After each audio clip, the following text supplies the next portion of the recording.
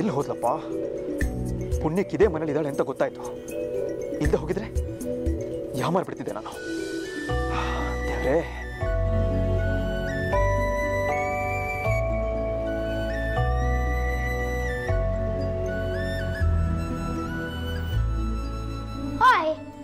ನಿನ್ನೆ ಬಂದದ್ದು ನೀವೇ ಅಲ್ದ? ಹೌದು, ನಾನೇ.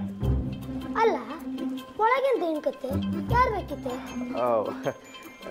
ಯಾರಿಲ್ಲ, ಹೀಗೆ ಸುಮ್ಮನೆ. ಹಾಗೆಲ್ಲ ಸುಮ್ಮನೆ ಸುಮ್ಮನೆ ಒಳಗೆ ಇಂಕಿಗ ತಪ್ಪಂದು ಗೊತ್ತಿಲ್ಲ? ಸಾರಿ, ಗೊತ್ತಾಗಲಿಲ್ಲ. ಅದು ನನಗೆ ನಿಮ್ಗೆ ಒಂದ್ಸಲ ಹೇಳೋದು ಅರ್ಥ ಆಗ್ತಿಲ್ಲ? ಹೌದಾ, ಮೈಯಲ್ಲಿ ಅಂತ ಚಂಡಿ ಐತೆ? ಏನಿಲ್ಲ, ಸುಮ್ಮನೆ. ಎಂತ ಕೇಂದ್ರ ಸುಮ್ಮನೆ ಸುಮ್ಮನೆ ಅಂತ ಇಲ್ಲ. ನಿಮ್ಮ ಹೆಸರಂತ ಸುಮ್ಮನೆನಾ?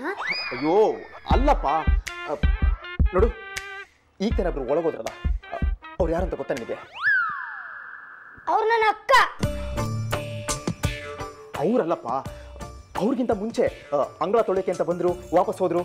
ಅವ್ರು ಯಾರು ಅಂತ ಗೊತ್ತಾ ನಿನಗೆ? ಅದೆಲ್ಲ ನಿಮ್ಗೆ ಅಂತಕ್ಕೆ?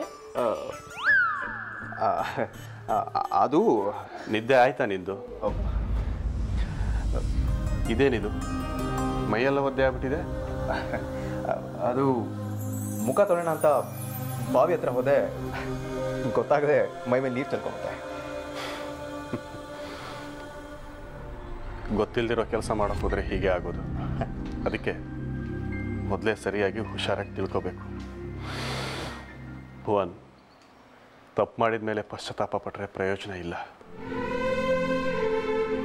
ಹೌದು, ನೀವು ಹೇಳಿದ ಸತ್ಯ.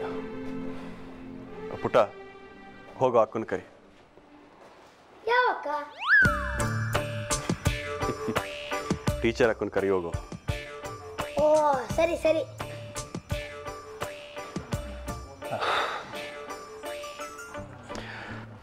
ಭುವನ್,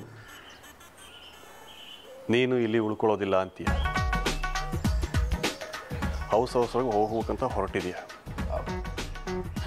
ಸರಿ, ನಿನಗೇನೋ ಕೆಲಸ ಇರಬಹುದು, ಅಥವಾ ನಿಂದು ಯಾವುದೋ ಪರ್ಸನಲ್ ಪ್ರಾಬ್ಲಮ್ ಇರ್ಬೋದು. ಸೊ ನಾನು ನಿನ್ನನ್ನು ಬಲವಂತ ಮಾಡೋದಿಲ್ಲ. ಹೋಗ್ಬಾ, ಒಳ್ಳೇದಾಗಲಿ.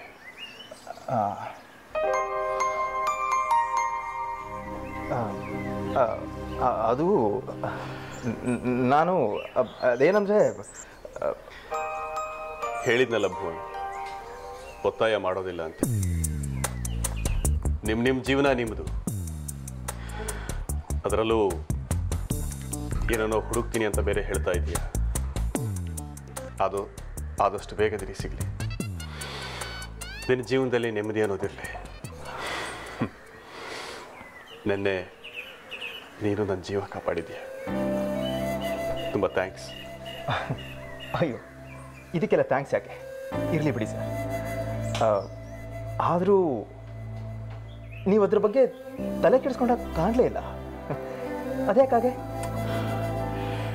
ಹಳ್ಳಿ ಅಂದಮೇಲೆ ರಾಜಕೀಯ ಇದ್ದದ್ದೇ ಅಲ್ವಾ? ಇವತ್ತು ಹೊಡೆಯೋಕೆ ಬಂದವರು ನಾಳೆ ಕಾಲು ಹಿಡಿಯೋಕೆ ಬರ್ತಾರೆ. ಅದ್ರ ಬಗ್ಗೆ ಹೆಚ್ಚು ತಲೆ ಕೆಡಿಸ್ಕೋಬೇಡದೆ. ಇದೆಲ್ಲ ನನಗೆ ಅಭ್ಯಾಸ ಆಗೋಗಿದೆ. ನೀನು ಇನ್ನು ಸ್ವಲ್ಪ ಹೊತ್ತಿನಲ್ಲೇ ಈ ಹಳ್ಳಿನ ಬಿಟ್ಟು ಹೋಗ್ತಾ ಇದೆಯಾ ನೀನು? ನೆನ್ನೆ ನಡೆದ ಆ ವಿಷಯನ ಯಾರ ಹತ್ರನೂ ಹೇಳಬೇಡ ಅಷ್ಟೇ. ಏನು ಮಾಡಲಿ ನಾನು? ಶ್ರದ್ಧಾ ಇಲ್ಲೇ ಇದ್ದಾಳೆ, ಅವಳನ್ನು ಕರ್ಕೊಂಡು ಹೋಗಲೇಬೇಕು ನಾನು.